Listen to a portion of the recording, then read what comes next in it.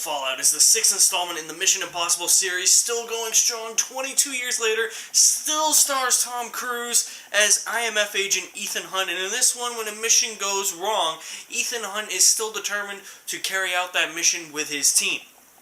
That's all I'm going to say about the plot.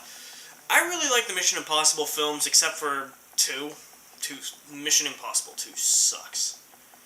That's a whole different story. But I know there's people out there that don't really like the first one. I personally really like the first one. I like 1, 3, Ghost Protocol, Rogue Nation, and Fallout. I like them all except 2. Everybody will probably say Ghost Protocol is the best. There are some people that say Rogue Nation's the best.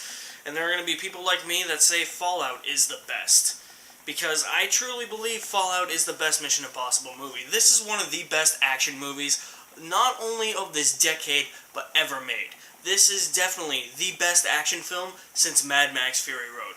What's it got going for it? Well, Tom Cruise still has it, pushing 60. This dude is doing all his own stunts. I couldn't believe it.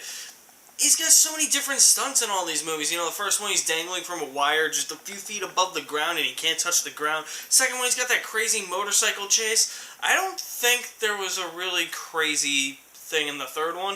The fourth one, he's climbing up the tallest building in the world. The fifth one, he's hanging from the side of an airplane. This, he's hanging off a helicopter in midair.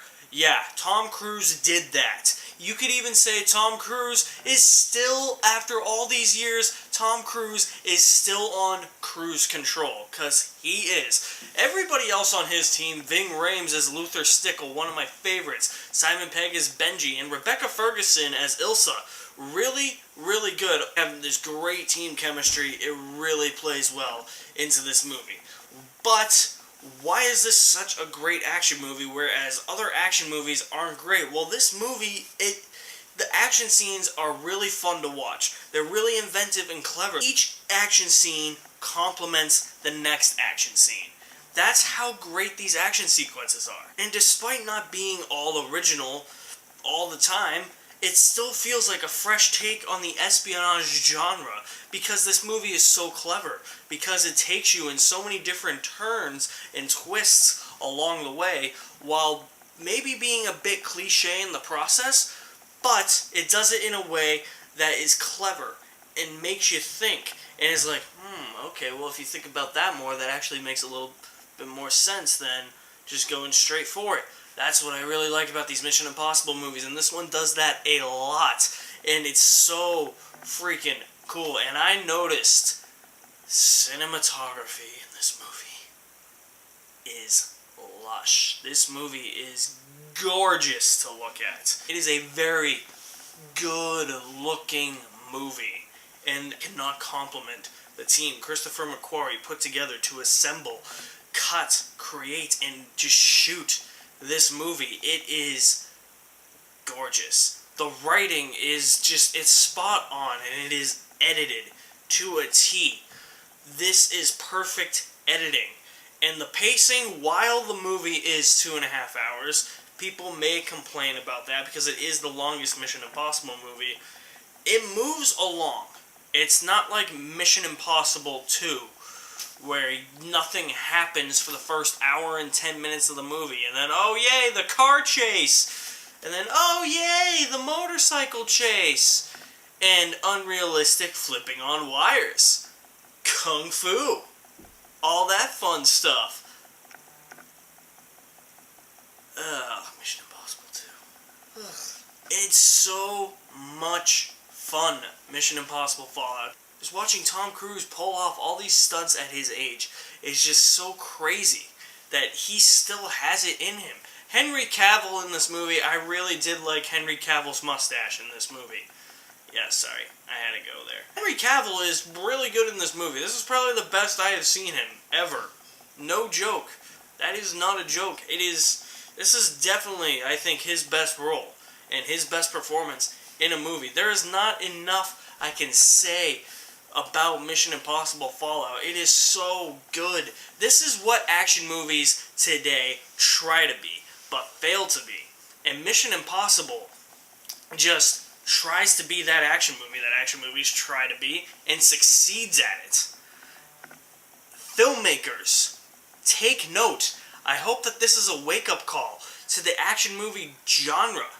That filmmakers look at this movie and be like, oh, well, we gotta make action movies more like this. Because the action set pieces are great, the writing is great, the acting is great, the stunts are great, the directing is great, it is edited to a T, the cinematography is great. If there is one aspect I could criticize, it is one aspect of the writing. It is with Rebecca Ferguson's character, Ilsa Faust. I'm almost getting tongue-tied saying that name. I really liked her as a character in Mission Impossible Rogue Nation because it was like, oh, which side is she playing? Which side is she playing? For a majority of the movie, in this, you're kind of trying to figure that out again, and then in the third act, it's just like, oh, okay, I'm good. It's like, whoa, okay, whoa. That's like a paradigm shift. It's like a time-bending alteration right there. Okay, I guess just go along with them. Yeah, sure, cool. And I think his name is Lorne Wolf. His musical score is awesome. Right from the get-go, you're just like, this is a pretty dark Mission Impossible movie, and I think a lot, it's not really, but I think a lot of that has to do with the score, because the score just sounds so sour and damp at first, but through the action scenes, it's just picking up steam, and you're like, that's the score I like to hear from Mission Impossible. I had a blast with Mission Impossible Fallout. It is one of my favorite movies of the year, my favorite action movie since Mad Max Fury Road a few years ago. I'm going to give Mission Impossible Fallout an A. Thank you for watching my review of Mission Impossible Fallout.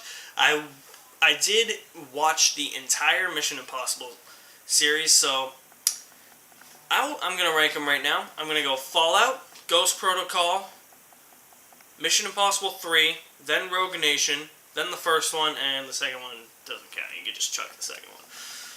Thank you for watching my review of Mission Impossible Fallout. I will leave all my links to my social media accounts in the description below. I will leave my link to my podcast that I do with my buddy over at Cinemania as well. You guys are the best. Don't forget to like, comment, and your mission, if you shall choose to accept it, is to subscribe to this channel. I am Alex Madden, a certified G and a bona fide stud, and you can't teach that.